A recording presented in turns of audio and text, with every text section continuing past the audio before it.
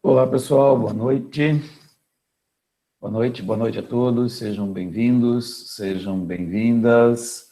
Boa noite a quem já deu boa noite, ao Lázaro, ao Luiz, ao Vanderlei, boa noite aos demais. Tudo bem com vocês? Estão vendo, estão ouvindo? Opa! Ok. Fiquei preocupado, demorou para aparecer uma resposta aqui. Tá tranquilo, então. Bom, então tá, gente. Vamos começar nossa aula da semana, né? Nossa única aula da semana. Felizmente, nesse feriado não fomos abalados, não sofremos nenhum prejuízo, né? Eu queria começar pontuando e avisando algumas coisas, acho que nós já conversamos semana passada, eu só quero reprisar aqui, né? Só lembrando, para quem não estava, e para deixar muito bem pontuado. Temos a aula de hoje, onde nós vamos tratar dos princípios da sucessão e, ao final, trataremos da petição de herança. Com isso, essa parte introdutória, essa parte inicial de definições, conceitos, enfim, essa parte mais conceitual, nós encerramos no dia de hoje, que seria a primeira parte da matéria. Na semana que vem, nós faremos a nossa atividade valendo 4 pontos. Amanhã, eu já coloquei para outras turmas hoje, a atividade casa, né? Vamos dizer assim, a atividade que vocês vão fazer em casa. Amanhã eu vou postar para a turma de vocês. Eu concluo e posto para a turma de vocês. Vocês terão até a semana que vem, até quinta-feira ou sexta-feira, eu não defini ainda, depende do horário que eu publicar amanhã, para entregar, né, para postar lá, concluir as respostas no formulário, né? Vocês vão abrir o formulário, como a gente já fez, vão responder, só que você pode, não precisa ser de uma única vez, você pode entrar, fazer a hora que você bem entender ali essas respostas, tá? Enfim, isso será colocado ali. Nós já fizemos a primeira atividade, essa que vai para casa é a segunda atividade, na semana que vem, quinta-feira, é a nossa terceira atividade. Relembrando, a primeira valeu 3 pontos, essa que é feita fora do nosso horário de aula, mais 3 pontos, e a da semana que vem, dentro do nosso horário de aula, na quinta-feira, ela vale 4 pontos e a gente fecha o bimestre. Estamos fechando daí o bimestre na semana que vem. Semana que vem o bimestre estará fechado.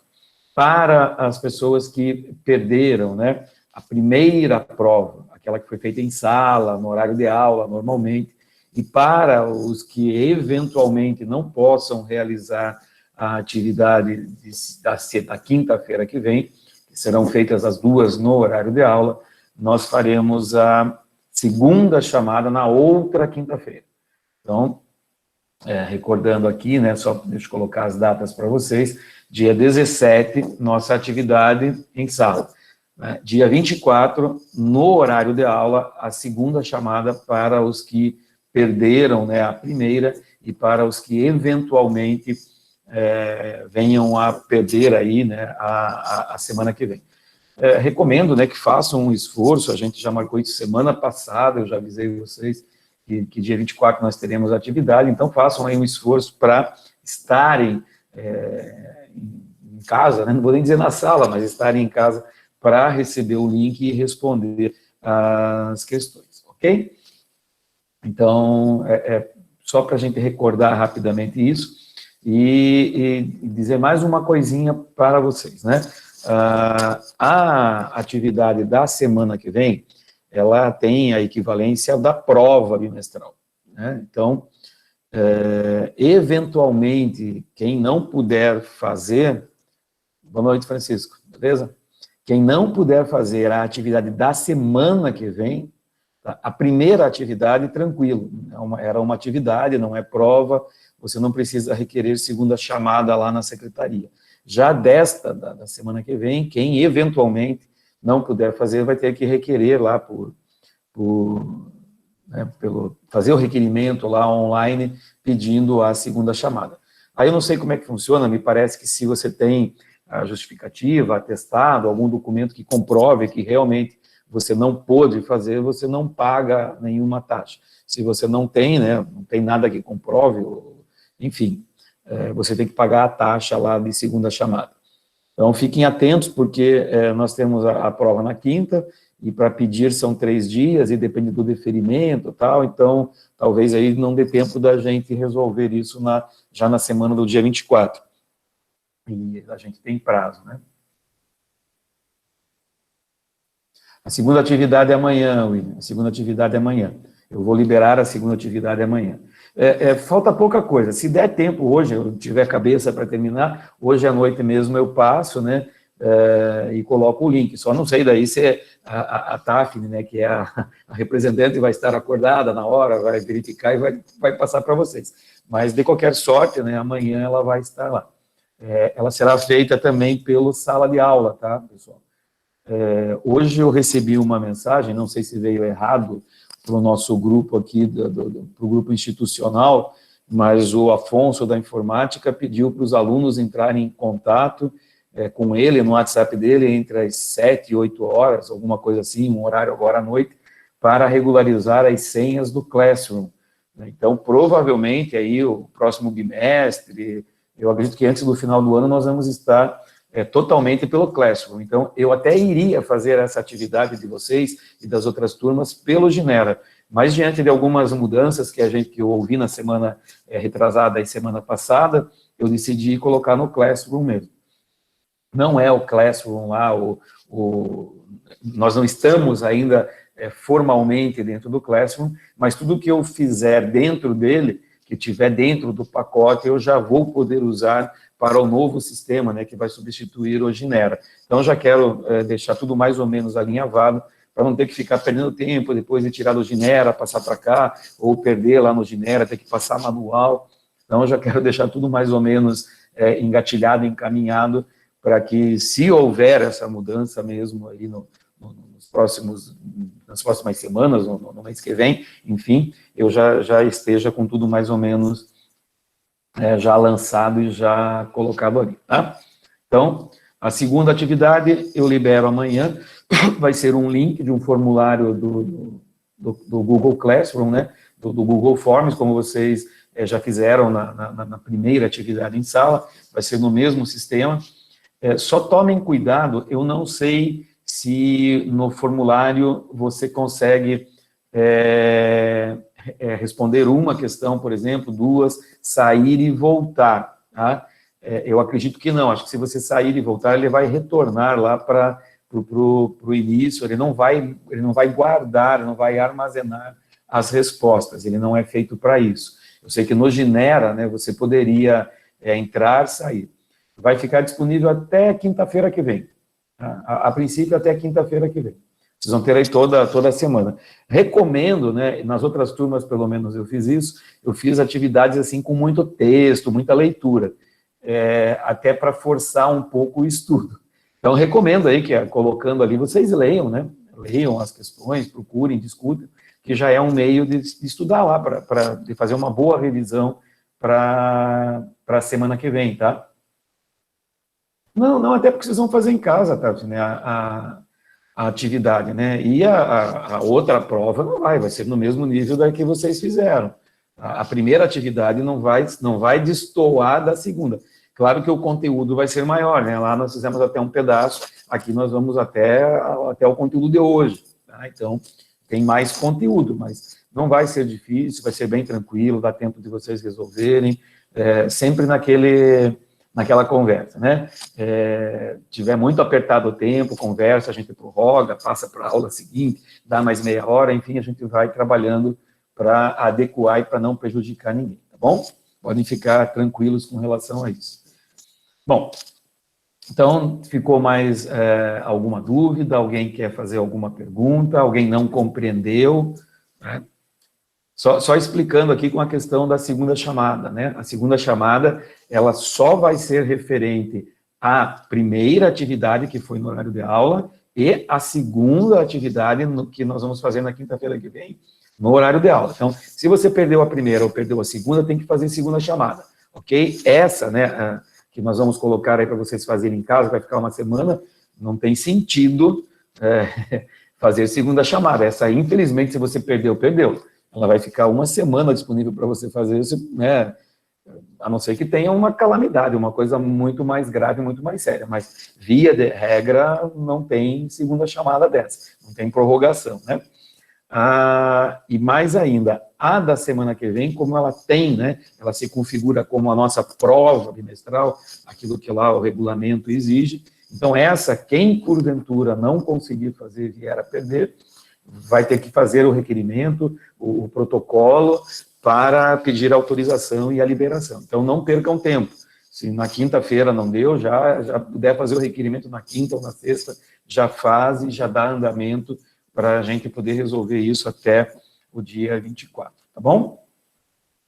Então, só deixa eu fechar isso aqui. Deixa eu me mudar para cá e vamos à nossa aula de hoje, ao nosso conteúdo de hoje. Tá? Esse primeiro slide aí faz parte de tema que a gente já viu, né? Deixa eu tomar um golinho de água aqui. Dos excluídos lá da deserdação e da indignidade, a gente já falou disso nas outras aulas, eu só vou passando para frente aqui.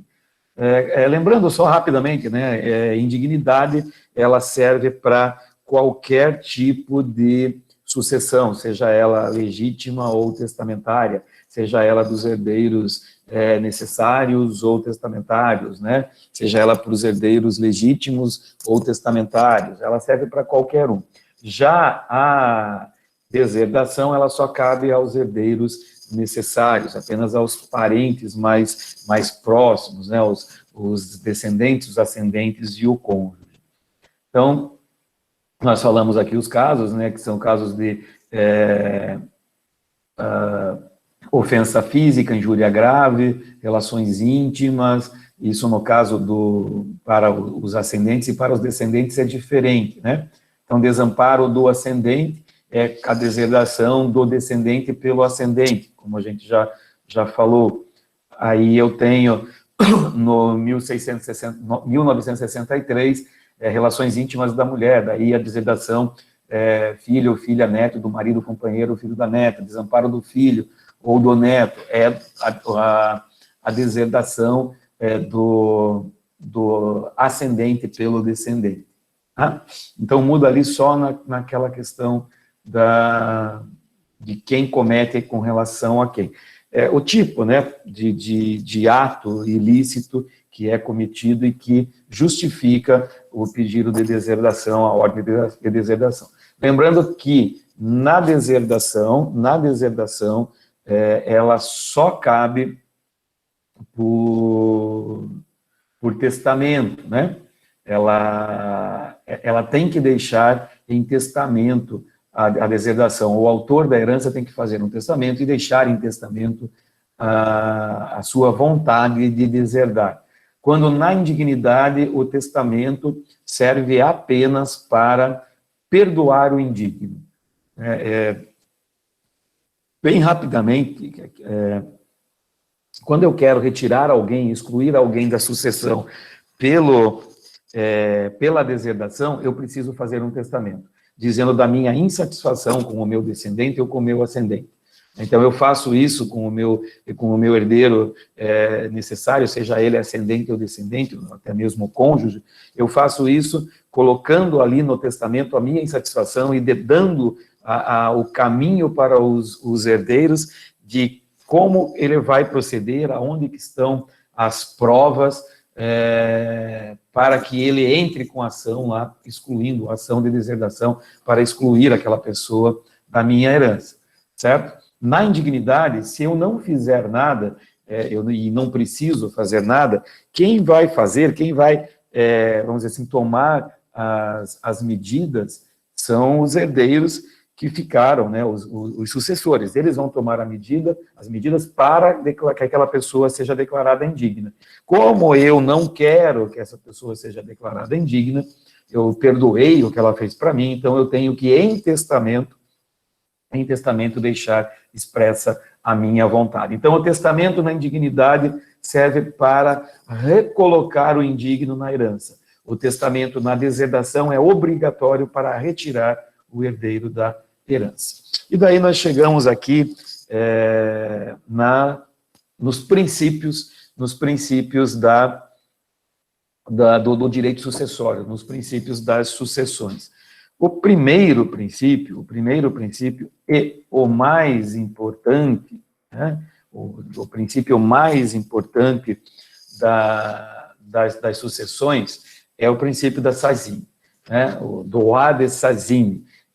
O que é o droit de Sazine? Ele é tão importante que ele está presente na abertura lá do livro das sucessões, artigo 1784, né, que determina que a sucessão é aberta no momento da morte. E a droit de Sazine, né, ou o princípio da Sazine, ela vai determinar para mim o quê?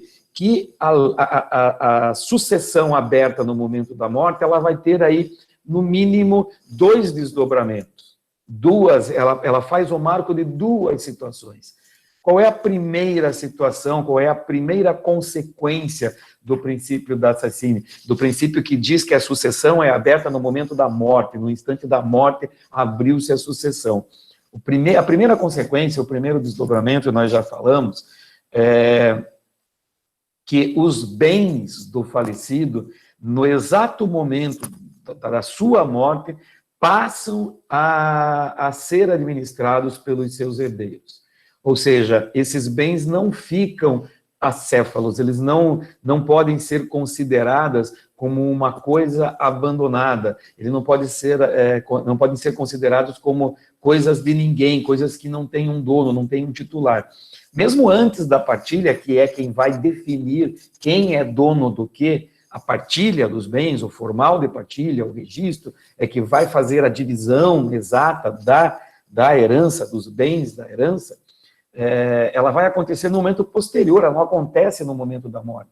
Até porque no momento da morte, não tem como você imediatamente realizar um inventário, partilha, registrar e ter os donos. Não, isso é um processo que é demorado. Abertura de inventário, pode ser judicial, extrajudicial, levantamento de bens, arrecadação, nomeação de inventariante, certidão, busca de valores em conta, busca de outros recursos. Tem um monte de coisas, providências que devem ser tomadas antes do formal de partilha ser registrado, aprovado, está tudo certo com ele. Então, até do momento da morte, até a efetivação da partilha, se não há o princípio da Sazine, não tem como esses bens irem para alguém ou ter a administração de alguém. Eles seriam bens que seriam de ninguém, seriam considerados aí como coisa de ninguém ou coisa abandonada. Mas, graças, né, ao princípio da Sazine, graças ao 1784 do Código Civil, esses bens não estão acéfalos, não são considerados coisas de ninguém, não são consideradas coisas abandonadas, e sim administradas pelos herdeiros. A partir do momento que eu tenho a nomeação do inventariante, é ele quem é o responsável pela administração. E nós já vimos a administração da herança, ela segue as regras da administração de condomínio. A administração de condomínio é direitos reais, direito das coisas, no próximo período, no 7º período que vocês vão ver. Então, é como se várias pessoas fossem proprietárias de um mesmo bem. Então, elas decidem na proporção de cada um, se eu tenho 60% do bem, eu tenho maior participação no voto, eu decido o que fazer com o bem quase que sozinho, entende? É a mesma coisa, a formação do condomínio é assim. Suponha que você tem, vamos colocar 3 herdeiros para ficar diferente. Aí, um dos herdeiros, o inventariante, põe na mesa a ideia de locar um imóvel a fim de ir pagando dívidas dos demais imóveis que o falecido deixou. Bom, vamos votar, vamos alugar ou não vamos? Então, os 3 herdeiros se reúnem, se 2 votarem a favor ou votarem contra, o voto deles prevalece, porque eles têm 2/3 do voto, e aquele que sobrou é 1/3, né?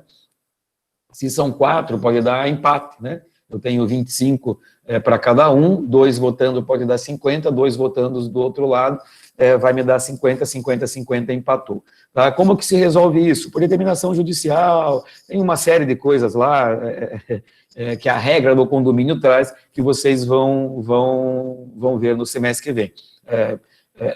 Na herança, quem vai determinar se aluga ou não aluga o bem é o juiz da causa, se o inventário for extrajudicial. Ok?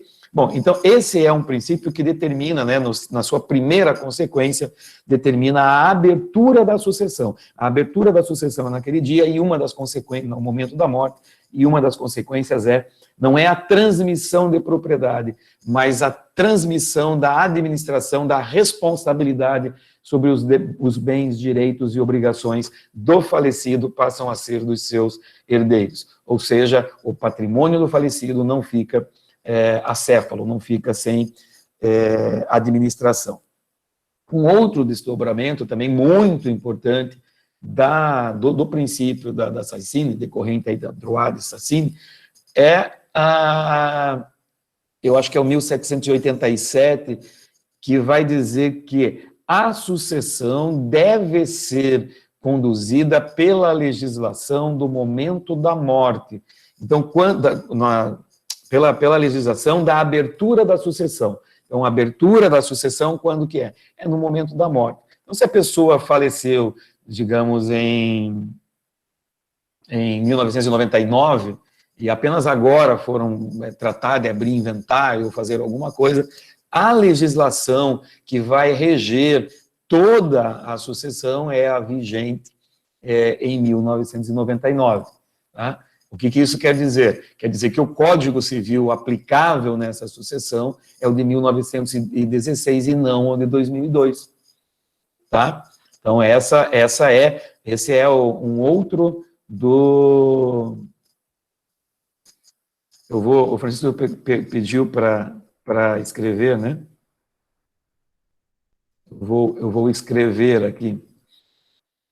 É francês, Sassine, né, como se fala. Ele é decorrente da Droit de Sassine. Deixa eu mandar aqui, tá? É esse aqui. Tá ruim a internet, foi mal. O que foi mal, Valmor? Que tá ruim a internet? Você falou, desculpe o atraso aqui em cima, tranquilo, sem problema nenhum. Estávamos começando a aula quando você entrou.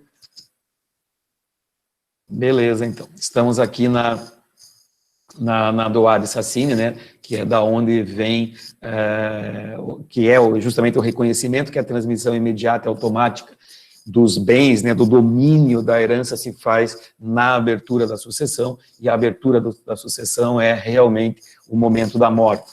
Sendo o momento da morte, eu tenho daí, então, que o desdobramento disso, das duas consequências, são a transmissão dos bens para a administração dos herdeiros, justamente na abertura da sucessão, bem como a Sassine determina qual legislação é aplicável, é aplicada no procedimento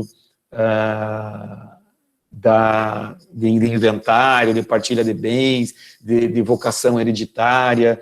Então, se alguém morreu, né, veio a falecer antes do Código de 2002, vai seguir as regras sucessórias de 1916. Só para ter uma ideia, né, hoje nós temos 4 classes, salvo engano, no código anterior nós tínhamos mais classes, eram 7 classes, e a 7ª classe, na 7ª classe estava o cônjuge. Então, só para vocês terem uma ideia como mudam totalmente as regras sucessórias, tá? Então, aqui é o que eu falei, a regra fundamental de objeto sucessório, mesmo sendo uma ficção jurídica, mas impede que a herança fique sem titular após a morte do autor. Tá? Está lá no 1784. Eu atualizei os slides hoje, né? Hoje os slides que estão no Ginera são os slides que compreendem toda essa primeira parte da matéria, tá, gente? Então, se alguém quiser entrar no Ginera depois, baixar, já está colocado lá. Eu atualizei hoje na parte da tarde, tá bom?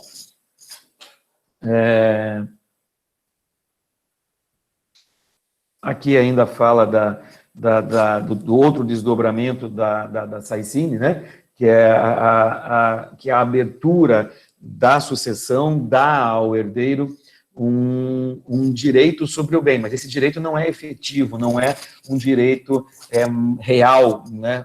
Ele é um direito, sim, abstrato, tá? Por quê? Porque não foi feita a partilha ainda, eu não realizei a partilha. Por isso, ainda que eu tenha, e a gente tem que frisar muito, o que os herdeiros têm trata apenas da administração dos bens, eles não têm propriedade. Então, nenhum herdeiro pode, sem a concordância dos demais e sem a autorização judicial, vender os bens da herança.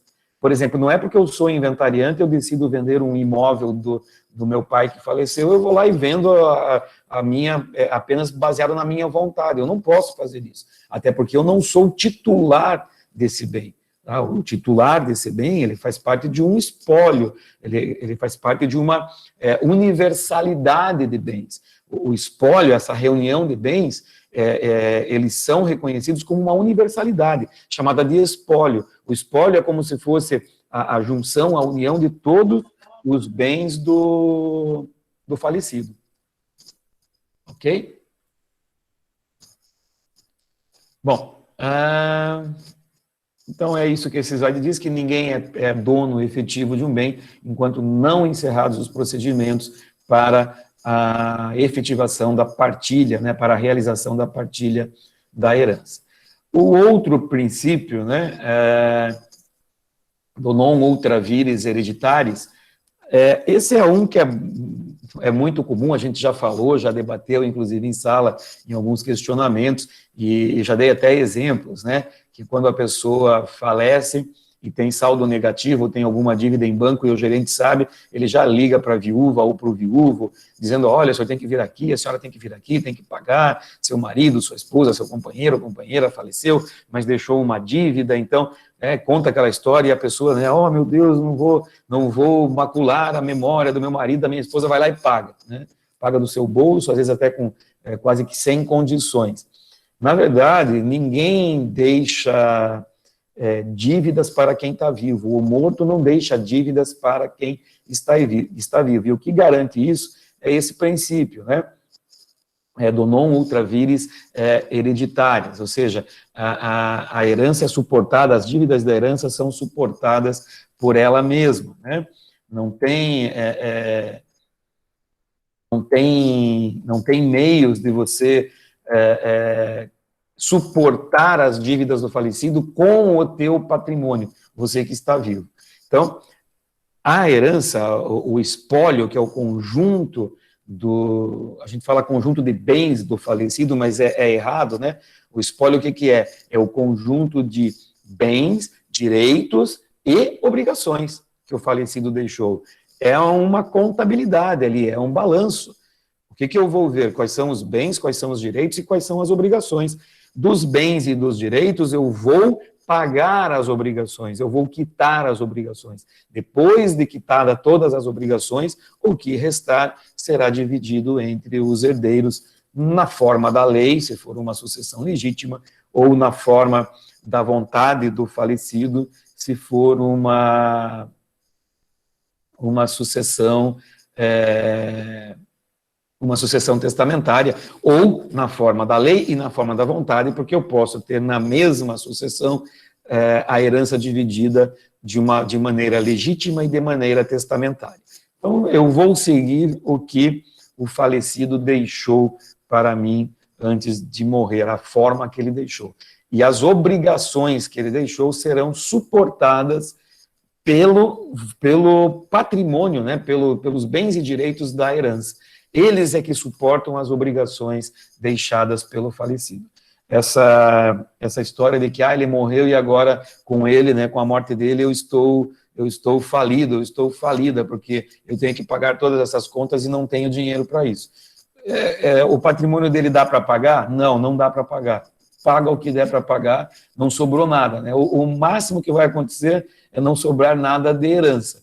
Mas dizer que você, com o teu patrimônio, com o teu dinheiro, É como quando o filho, né, como filho, por exemplo, vai ter que pagar as dívidas do seu pai ou da sua mãe, ou o esposo da esposa, a esposa do esposo, isso daí não é verdade. Por quê? Porque tem um princípio inscrito ali no artigo 1792, que diz que as dívidas, né, os encargos da herança, quem deve arcar é a força da própria herança.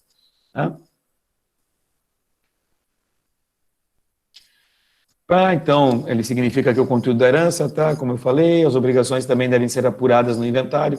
Sim, o inventário, como eu falei para vocês, o inventário não é apenas para apurar os bens e direitos, o inventário serve para quê? Para apurar dívidas também, muitas dívidas. Existem casos, né, não é tão incomum assim, que a pessoa deixa bens, né, mas tem muitas dívidas. Então, a família prefere, né, os herdeiros preferem não abrir inventário por um prazo, a fim de que os credores não venham se habilitar no inventário.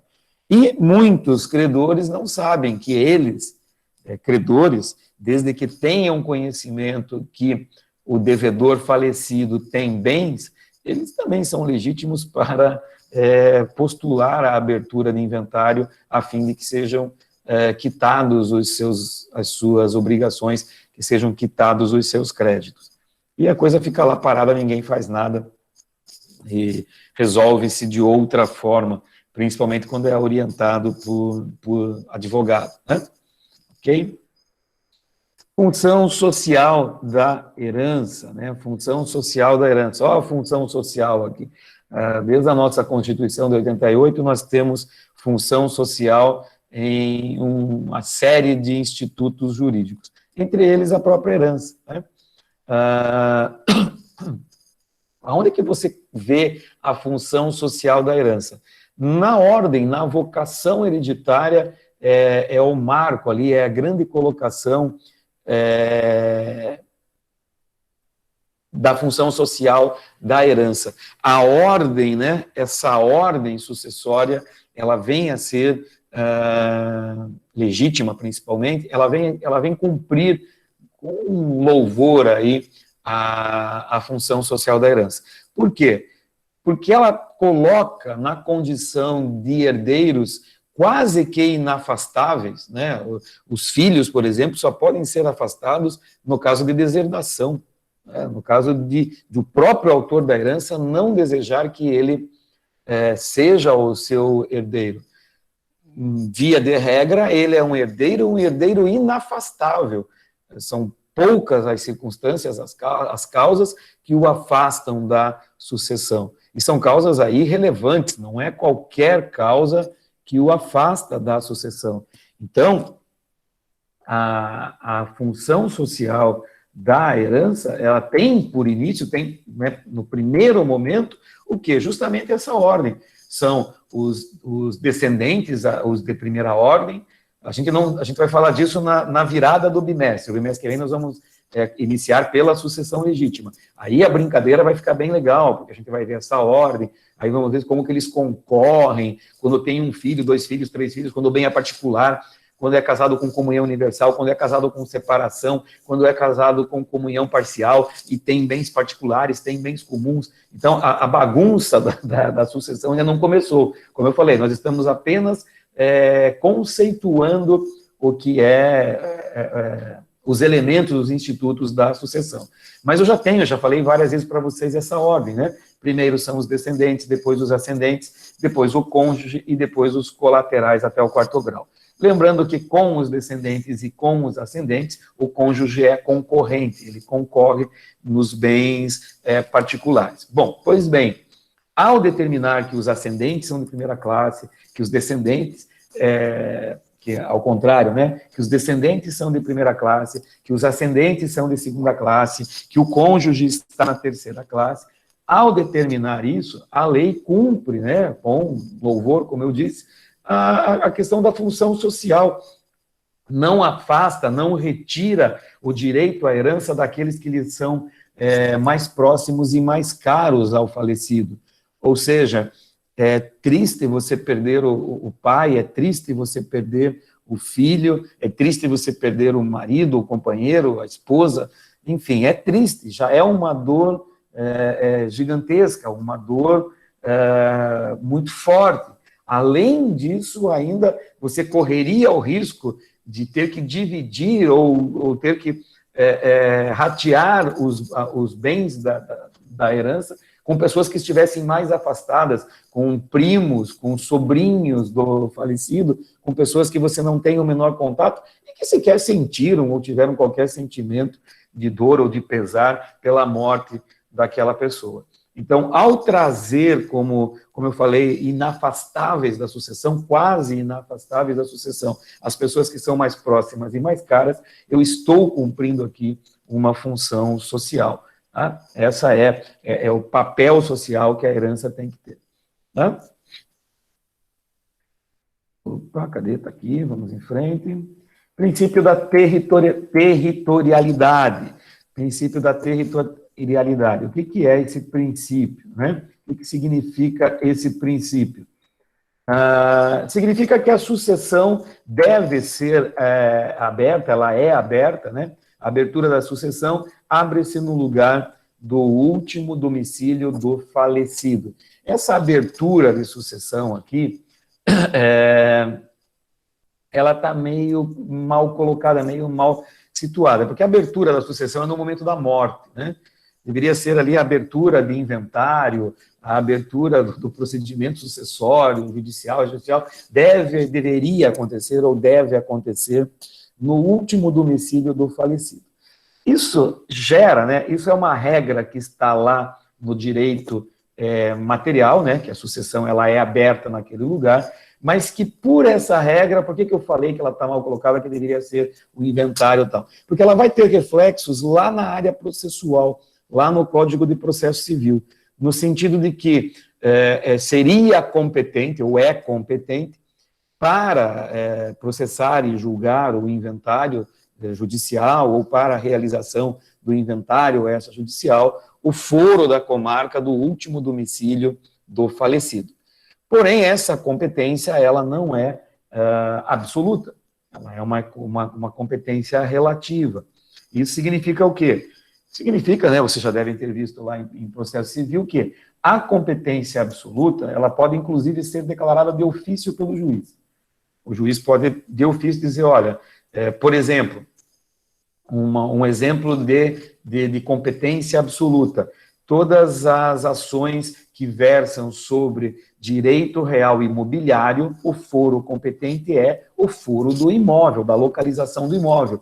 Então, se eu quero discutir propriedade, posse de uma área aqui de Matinhos, eu não posso entrar com essa ação em Guaratuba, em Curitiba, em Campo Largo, em Itapoá, eu não posso fazer isso. Eu vou debater sobre o direito real imobiliário de um terreno, de um imóvel aqui da minha comarca, da comarca de Matinhos, essa ação tem que ser postulada na comarca de Matinhos. Isso é absoluto. Então, se o juiz recebe uma ação, por exemplo, lá em Guaratuba, ele recebe a ação tratando de uma divergência, de uma reivindicatória, por exemplo, sobre propriedade de imóvel, e ele percebe que a localização do imóvel é no centro aqui da comarca de Matinhos, ele pode, de ofício, declinar a competência. Tá? Ele declina a competência, ele se julga incompetente, né, para processar aquela matéria, julgar aquela matéria, porque o foro não é da comarca dele, é da comarca vizinha, é da comarca aqui de Matinhos, ok? Então, isso é incompetência absoluta, é competência absoluta.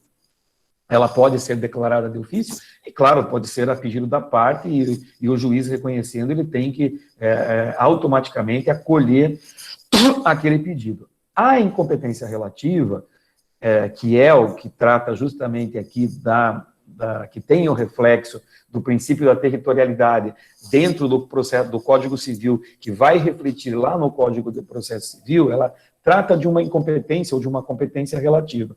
Isso quer dizer o quê? Que o inventário pode ser, o último domicílio era aqui em Matinhos, mas de repente alguém resolveu abrir um inventário em Guaratuba. Se esse inventário é litigioso, por exemplo, alguma das pessoas, algum dos herdeiros vai dizer, não, aí não é competente, ele vai suscitar a incompetência e provar que o domicílio dele era aqui em Matinhos, o juiz, levando em consideração outras circunstâncias, porque ainda que seja um princípio que seja imperioso, se ele tem 10 herdeiros, 9 moram em Guaratuba, se ele só tem patrimônio em Guaratuba, ainda que o domicílio dele tenha sido aqui, não é de bom tom, né, que esse processo venha para cá.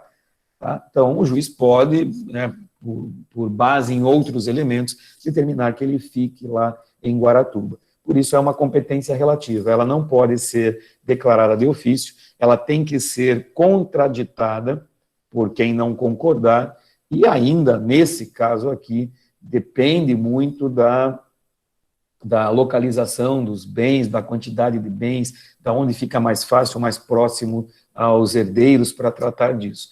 Então, nada impede que a pessoa venha a falecer em Londrina, Apucarana, Foz do Iguaçu, Cascavel, lá no interior do estado, né, lá para a região oeste do estado, norte do estado, e ele venha abrir o inventário aqui, ele tenha domicílio lá por algum tempo e venha abrir o seu inventário, venha pedir a partilha dos bens via inventário judicial aqui na comarca de Matinhos. Porque às vezes os bens estão todos aqui na região, os filhos, os herdeiros estão todos aqui, ele foi lá, no final da vida, estabeleceu o seu domicílio lá, ficou muito pouco tempo lá, não há o menor sentido em abrir essa sucessão lá, a sucessão ela abre-se lá, né? Ela vai ser aberta, porque se ele morreu lá, é lá que a sucessão iniciou, e é lá que ela ocorreu, a morte aconteceu ali, então é lá que teve o início da sucessão. Mas processualmente falando, é possível que ele venha a ser realizado aqui. Se for consensual, então, e todos concordarem que é melhor nessa comarca, o juiz não pode, de ofício, declinar a competência. Tá? Princípio da temporariedade, né? Essa foi o que eu falei agora há pouco, que é um dos, até falei, não lembro se é o 1787, mas está aí, é o 1787 mesmo, que é um dos desdobramentos, né, outro desdobramento lá do princípio da Sazine, né, que é quem regula a sucessão, a lei vigente ao tempo da abertura da sucessão. Lembrando que a abertura da sucessão é o momento da morte. Então, aquilo que eu já falei para vocês no desdobramento.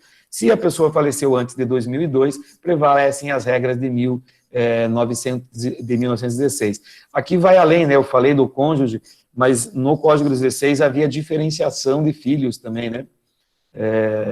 A sucessão do companheiro era diferente, a participação do cônjuge que eu tratei para vocês. Várias regras da sucessão eram diferentes. Os filhos havidos no casamento tinham benefícios na herança em detrimento dos filhos havidos fora do casamento, o filho adotivo, havia naquele momento uma diferença. Professor, mas a igualdade de filhos é constitucional. Sim, ela é constitucional, eles são iguais, mas a regra é essa. Professor, eu conheço um caso que eles entraram, brigaram na sucessão e tiveram igualdade, o juiz determinou porque ele prevaleceu. Volto a dizer, né? Direito das sucessões, direito das famílias, mais ainda, eles são muito suscetíveis a mudanças sociais. O que isso significa? Significa que, à medida que a sociedade muda, que ela vai mudando a sua forma de ver e construir valores, alguns valores não tinham importância, hoje eles são mais importantes, aí os filhos havidos dentro do casamento deveriam ser tratados de maneira diferente dos havidos fora do casamento. Isso era uma regra social que acabou parando na lei lá em 1916. Hoje não tem mais cabimento isso, né? Desde 88, com a mudança da Constituição, e a doutrina e a jurisprudência já vinham batendo antes de 1988 em cima disso.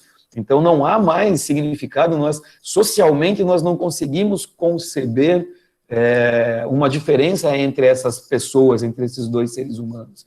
Da mesma forma, né, união estável, casamento entre pessoas do mesmo sexo, entre pessoas homoafetivas, era inconcebível isso há anos atrás. Hoje, ainda que a nossa lei, a nossa Constituição estejam em desalinho com, né, o que vem sendo praticado, porque ainda constam, tanto da Constituição como da lei, a palavra homem e mulher, e ainda que doutrinadores e outros professores tentem me convencer do sentido amplo, da interpretação ampla, tal, eu não sou contra, né, mas para mim é difícil você compreender que eu tenho que interpretar homem e mulher como sendo qualquer coisa no mundo, né, como entre homem e mulher, pode ser mulher e mulher, homem e homem, enfim, isso para mim é muito difícil, mas os direitos são e devem ser reconhecidos e mantidos. Porém, se quiser, né, o casamento, deveriam fazer alteração na Constituição e no Código Civil. É a união de pessoas, pronto.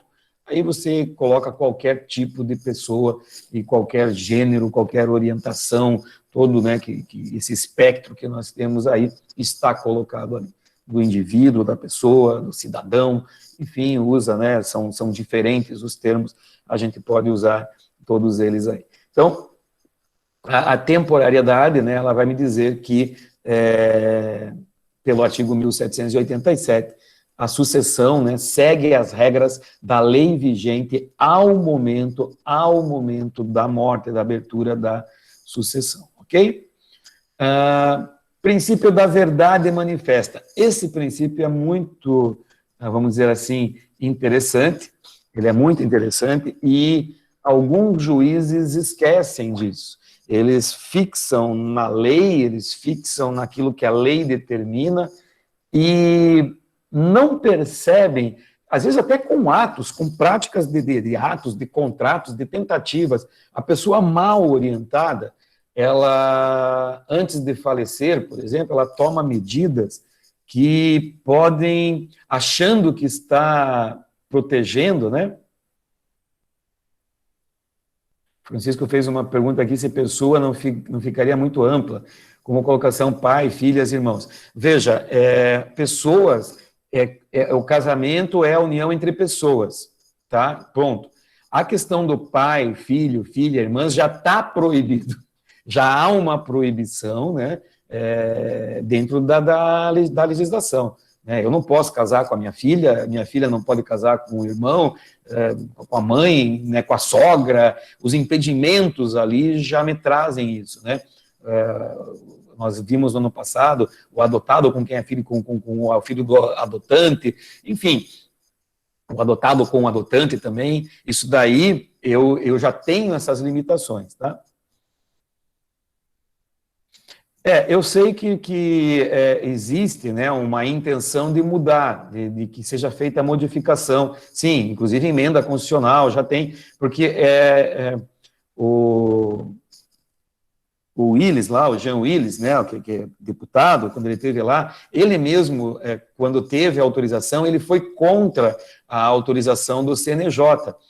Ele também foi contra, por quê? Porque ele também, da mesma maneira que eu, entende que para você dar uma sustentação, para você ter uma garantia de fato e de direitos, deveria ser mudado tanto a Constituição quanto o Código Civil. Essa é uma reivindicação dos movimentos sérios, né, LGBTQ+, lá que nós temos aí. É uma reivindicação deles que seja alterada a legislação. Aí é uma guerra lá dentro, né? Você tem, de um lado, a bancada evangélica, que não aceita, né, esse tipo de situação, os mais conservadores que não aceitam, e os mais liberais que acham que tem que colocar. Eu volto a refletir com vocês aqui o seguinte, o nosso posicionamento, os nossos princípios morais e religiosos, eles são nossos e são particulares, e nós temos que defendê-los. Então, eu sou contra o casamento de pessoas do mesmo sexo, de pessoas homossexuais, ou o termo mais correto, que eu prefiro, homoafetivos. Ok, você é contra pelos teus princípios morais e religiosos. Sem problema nenhum você ser contra, não vejo nenhuma dificuldade nisso. Porém, o que nós não podemos e não devemos a partir do meu posicionamento moral, dizer que as pessoas que vivem nessa condição não possam ter os direitos de pessoas de sexo diferente, de orientação sexual diferente, que vivem na mesma condição. Por exemplo, 2 homens ou 2 mulheres em união estável não podem ter direitos diferentes do que uma mulher e um homem que estão em união estável também. Então, o direito sucessório, o direito patrimonial, o direito à partilha de bens na separação, no divórcio, na morte, tem que ser o mesmo. Eu não posso trazer diferenças. Se eu estou procurando igualdade nas relações interpessoais e intrapessoais, eu não posso discriminar direitos de uma pessoa com relação a outra. Se eu sou moralmente e religiosamente contra, ok, isso é uma convicção minha. Eu, enquanto líder religioso, ou sei lá, pessoa com grande participação numa denominação religiosa, eu proíbo que a denominação religiosa realize esse tipo de casamento, porque é contrário aos princípios, é o contrário, né, usando bem o termo, né, é contrário às leis de Deus, é contrário às leis da natureza, é contrário a tudo que formou na consciência dessa pessoa. Mas essa pessoa, e principalmente nós, né, que somos operadores do direito, nós não podemos nos afastar dessa proteção jurídica que o ser humano merece. E essa proteção jurídica independe do que ele venha a ser. Se nós, enquanto operadores do direito, afirmamos que até o mais vil marginal, aquele que cometeu o crime mais hediondo que você possa pensar, ele tem o direito de ter uma defesa e um julgamento justo, por que não, pessoas que amam, eu gosto muito de diferenciar, é por isso que eu falei entre homossexualidade e homoafetividade, porque homossexualidade é uma coisa, é um contexto, homoafetividade é outra coisa. Eu vejo a situação assim, por que eu, que garanto, né, o que quero ver esse direito, quero enxergar esse direito, eu não vou lutar para que aquelas pessoas também tenham direitos, também tenham os seus direitos garantidos. Isso não é uma bandeira, né? Não estou levantando bandeira, não estou sendo militante em causa nenhuma. Eu olho as coisas pelo lado do direito e da igualdade. Vamos lá. Se ficar na Constituição, terá uma obrigatoriedade. Não prejudicaria o direito de não concordar? Não, de jeito nenhum. Você, a lei define, a Constituição define o que é casamento. Casamento é união, tal, legal, entre homem e mulher. É isso que está escrito no texto. Se eu colocar que pode ser entre 2 homens, você tem todo o direito de não concordar. Não é porque vai entrar na Constituição que a denominação religiosa estará obrigada a realizar o casamento. Porque na Constituição também é um princípio constitucional a questão da liberdade de culto. E a liberdade de culto, o casamento religioso para o Estado, ele não tem valor. O que vale, o casamento válido para o nosso Estado, né, para o nosso Estado, para o Brasil, é o casamento civil. Tá? Esse é o casamento civil. A denominação religiosa tem esse medo, ela está partindo para o lado errado, ela não está percebendo que o medo dela é infundado. Me desculpe, mas o medo ele é infundado. Eu não posso pensar, misturar religião com o direito, com o Estado. Eu não posso fazer isso. Religião é uma coisa, e nós temos aqui a liberdade religiosa, a liberdade de culto. Eu não posso, enquanto Estado, obrigar a denominação religiosa a modificar os seus conceitos, as suas doutrinas, os seus dogmas. O Estado não tem esse poder. O que o Estado tem que garantir, sim, são os direitos das pessoas, dos cidadãos. Isso é uma obrigação do Estado. Tá? Então, a gente tem que separar muito isso. Há uma grande confusão em nossa... eu entendo, eu compreendo, mas há uma grande confusão nessa coisa de misturar Estado e religião. Quando a gente mistura Estado e religião, é só buscar na história e o resultado nunca é muito bom. Tá? Tenho a minha fé, tenho a minha religião, sou um apaixonado pela minha religião, já fui, sempre me julguei um desigrejado, né, que é um movimento novo que tem, já estive envolvido com igreja, num passado aí, não muito distante, acho igrejas essenciais para a sociedade. Não é qualquer igreja, né? A gente olha para a igreja, quando fala isso, vem na cabeça esses movimentos evangélicos midiáticos, né? Que a gente sabe como que funcionam e para que servem, esses televisivos, que a gente sabe. Mas, na verdade, a grande maioria de igrejas no Brasil não são compostas por essas pessoas e dessa forma. São instituições que têm uma presença, uma capilaridade social e fazem um trabalho social muito grande, muito digno e muito bonito. Então, a gente tem que respeitar. Mas a igreja, ela tem a sua parte, ela tem que compreender que ela já foi Estado um dia, né? A igreja lá na Idade Média, né, ela já foi Estado um dia, ela já foi governante. Hoje ela não é mais. Hoje ela tem que se colocar com a relevância, com a importância que ela tem no lugar dela e trabalhar em prol dessa sociedade, trabalhar em prol. Não querer que o Estado, eu sempre digo isso, quando a igreja não consegue convencer o jovem, por exemplo, de não fazer sexo antes do casamento, ele corre para o Estado para fazer uma lei que proíba, que multe, que, enfim, não tem isso, gente. Não há como você impedir, eu não quero que pessoas do mesmo sexo casem, então eu quero que tenha uma lei que proíba isso. Veja, eu volto a dizer, o casamento válido no Estado, nós vimos isso no semestre passado, é o casamento civil. O casamento religioso, ele tem validade, sim, se ele for celebrado com autoridade, ele pode ser convertido em casamento civil.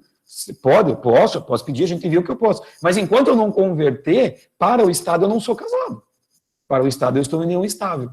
Se eu casei apenas na minha denominação religiosa, apenas na igreja, e não converti, eu não sou. As religiões mudam, com certeza elas mudam. E nós sabemos que tem várias denominações que compreendem essa situação, não são contra o estabelecimento de direitos, mas também dizem o seguinte, nós não casamos essas pessoas na nossa denominação. Eu conheço vários pastores, né, meu mestrado foi em teologia, eu conheci vários radicais, fanáticos de um lado, mais liberais do outro, e nessa caminhada aí eu conheci vários que concordaram, né?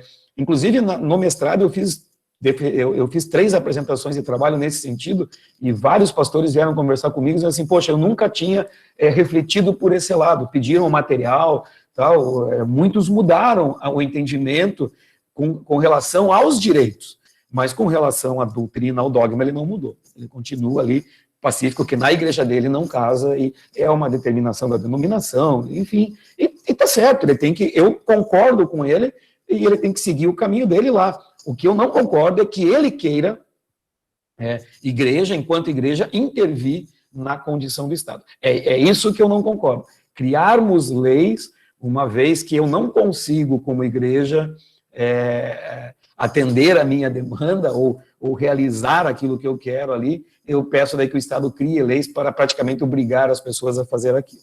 Tá? Então, encerrando o assunto, né? Isso é matéria do semestre passado, mas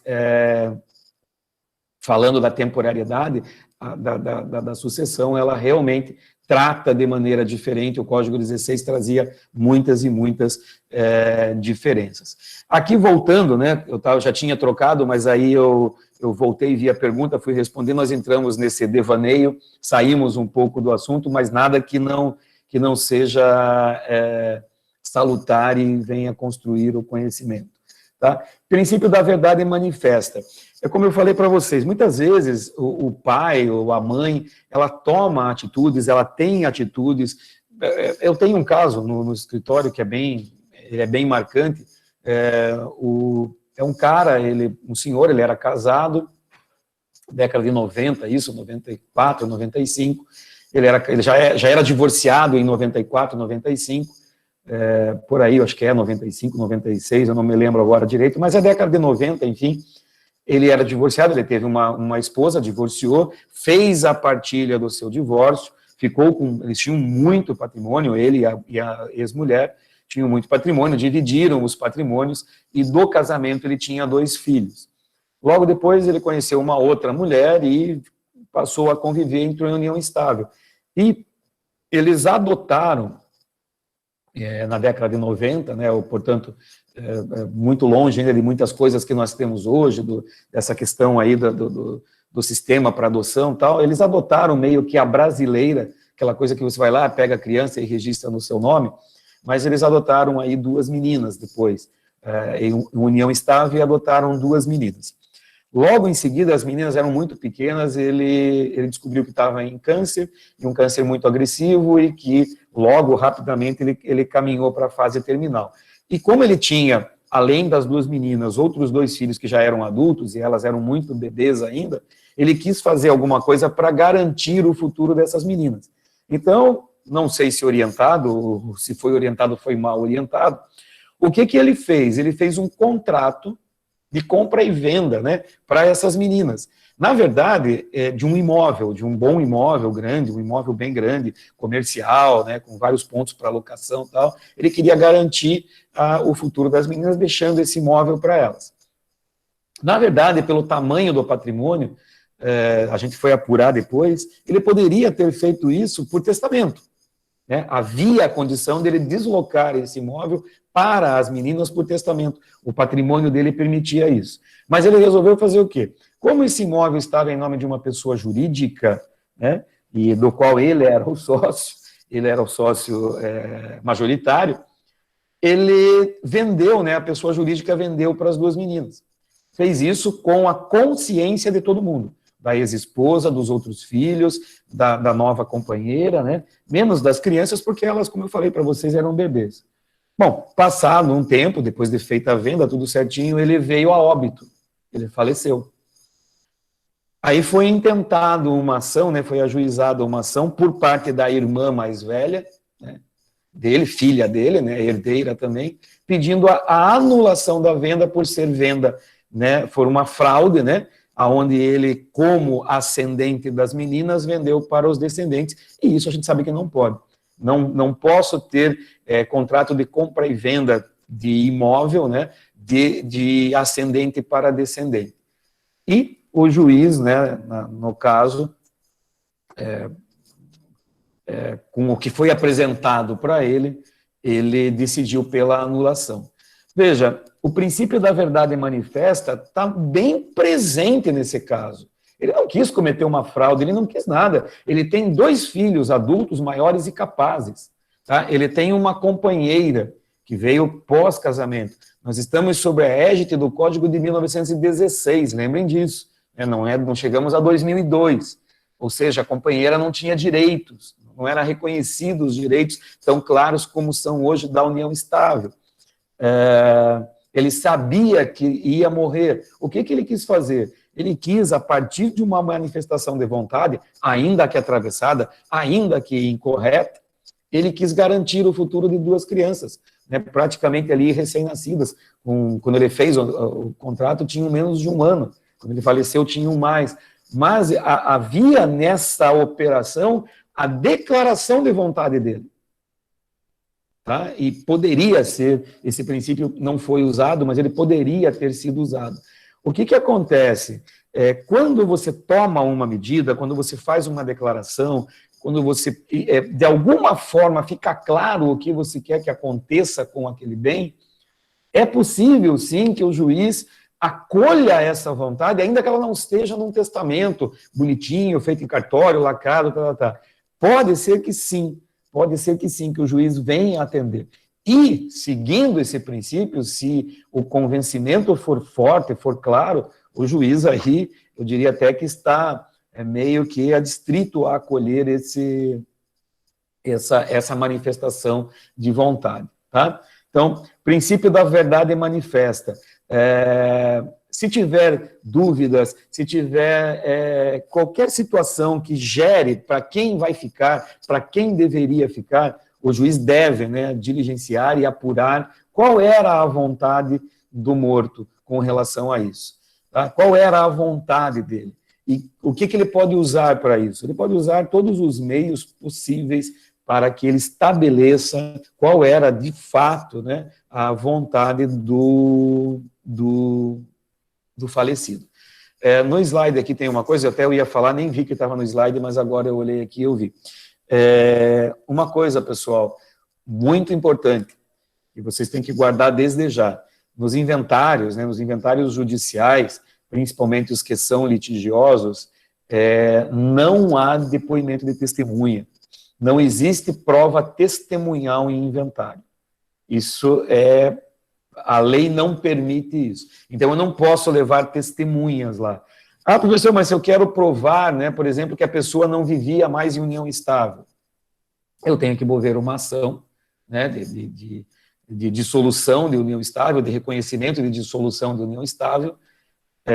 A partir que eu tenha a sentença disso, que realmente está provado que aquela união estável terminou antes da morte da pessoa, portanto, no momento da morte aquela pessoa não era mais, eles não eram mais companheiros, a partir desse momento eu pego essa sentença e levo aos autos de inventário para fazer prova de que não tinha união estável naquele caso. Entenderam? Então, não há prova testemunhal, tudo é documental, ok? Por fim, né, o último tópico nosso aqui, ele é bem rápido, né? Eu vou explicar rapidamente o que é o conceito, né? Vou passar aqui também pela natureza jurídica, né? E vamos verificando o que é petição de herança, o que significa petição de herança. Né? Da petição de herança, vocês vão ver no capítulo de livro, petição de herança, vão ver trabalho sobre petição de herança. A petição da herança, gente, é uma petição feita pelo herdeiro que foi afastado da sucessão. São vários os exemplos que a gente pode dar aqui, mas o mais comum e o mais recorrente na doutrina, aquele filho que está buscando o reconhecimento do pai e o pai morre, né? O pai não reconheceu ele como filho, ele está lá na investigação de paternidade. Aí o pai vem a falecimento, rapidamente os outros irmãos vão lá e dão andamento no inventário e fazem a partilha. A hora que sair o reconhecimento, e ele for reconhecido como filho do falecido, ele pode entrar com a petição da herança, tá? Para que o juiz declare o direito sucessório dele e restitua os bens da herança que os outros levaram. Então, a petição da herança é para isso. Imagine outro caso, né? Você tem uma pessoa que só tem 2 sobrinhas como herdeiras legítimas, 2 sobrinhas ou 2 sobrinhos. Ele está lá, vivo, e tem 2 sobrinhos. Aí ele fala assim, não, eu não vou deixar o testamento, não vou deixar meus bens para eles dividirem, eu vou deixar só para um deles.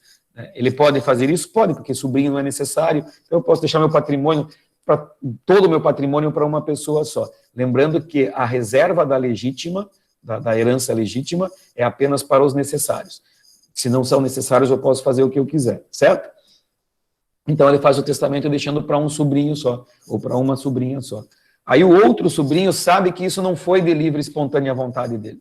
Sabe que houve uma coação, houve uma indução ao erro, né? Lembrando que testamento é negócio jurídico, todas aquelas consequências de coação, de erro, de dolo, estão presentes lá. Então, o que ela vai fazer? Ela vai entrar com uma petição de herança, pedindo para anular o testamento pela coação. Quando ela faz essa petição de herança, pedindo a anulação, pedindo a nulidade do testamento, a partir daí é reconhecido o direito dele como herdeiro, porque ele é o sobrinho, ele tem direito, então, à metade do patrimônio do tio, junto com o outro sobrinho, tá? E se esse outro já fez alguma coisa, já está de posse dos bens, tem que restituir para ela o quinhão dela. Professor, mas como que isso funciona se o cara já vendeu? Pessoal, é feito um formal de partilha. Aquele formal de partilha, ele é o inventário, né? Ele é o fim do inventário. Eu tenho ali um inventário de bens que foram dados a um ou mais herdeiros. A partir dali, eu vejo qual é o quinhão de quem tem a petição da herança, que está fazendo a petição da herança, e os demais herdeiros têm que, cada um na sua proporção, dar para esse que ficou de fora. Então, petição de herança é para incluir o herdeiro que ficou de fora ou está ficando de fora da sucessão. E há que restituir os bens. E se vendeu, não tem mais o bem para restituir. Qual é o valor do bem? Tem que restituir em espécie, tem que restituir em pecúnia, ok? Então, de uma forma ou de outra, se ele foi excluído da sucessão e com a exclusão da sucessão, ele sofreu um prejuízo, que agora ele não pode mais ter um pedaço do bem, a sua fração do bem, ele vai receber esse valor e deve receber esse valor em dinheiro. Tá?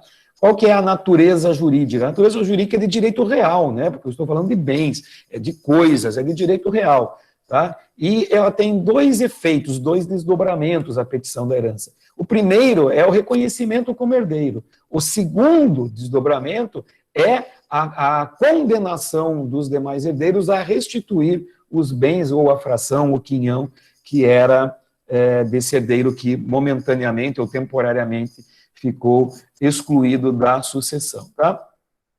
Essa, então, é a natureza jurídica. Prazo para pedir.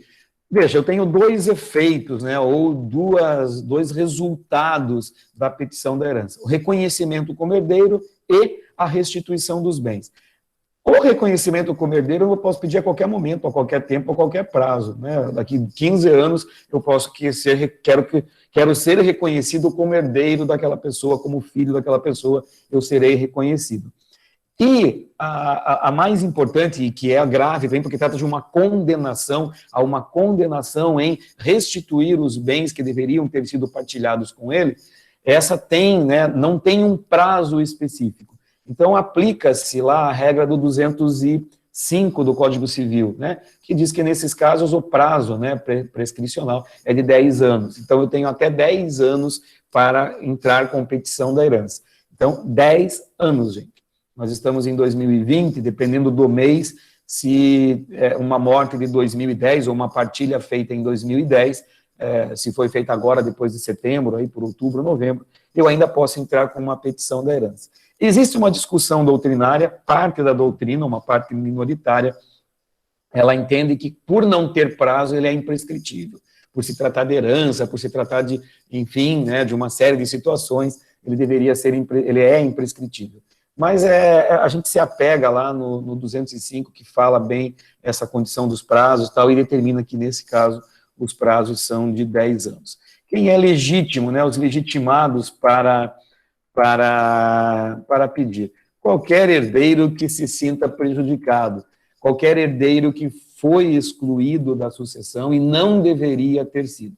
Esse herdeiro tem legitimidade para ajuizar a petição de herança. Tá? Então, falamos de herança, falamos de sucessores, falamos de tudo de herança, tudo de sucessores, falamos, por último, dos princípios e da petição da herança. Tudo que nós vimos até agora, estão aí em 90 e tantos slides, 95, 96 slides, que estão postados lá no Ginera para vocês, é a parte inicial, é a parte conceitual do direito de sucessões. Nós pontuamos e colocamos para vocês o que são, né, quais são os institutos, quais são os personagens, né, as personagens aí do direito sucessório. Agora, né, nós vamos fazer a nossa atividade na quinta-feira que vem, na outra quinta-feira, dia 24, né, nós entraremos na sucessão legítima. Agora nós vamos tratar, a partir da semana que vem, apenas da sucessão legítima. O que é a sucessão legítima? A sucessão da lei, a que é feita entre os parentes, do morto para os seus descendentes, do morto para os seus ascendentes, do morto para o seu cônjuge ou companheiro, do morto, do falecido, para os seus parentes colaterais. Então, nós vamos tratar apenas disso. Quando ele morre e tem um filho, quando ele morre e tem 2 filhos, quando ele morre e tem um filho, né, com uma pessoa e um filho com outra pessoa, enfim, quando ele tem 10 filhos e a mulher, como é que fica? Tem diferença e tem brincadeira e tem confusão para tudo, tá? Então, na outra semana nós começamos uma nova etapa. Depois da sucessão legítima vem a sucessão testamentária, né, que daí é o testamento, formas, como que ele é feito e tudo mais. Por último, aí a gente vai ver inventário e partilha e encerramos o nosso conteúdo. Ok? Dúvidas, perguntas, questionamentos?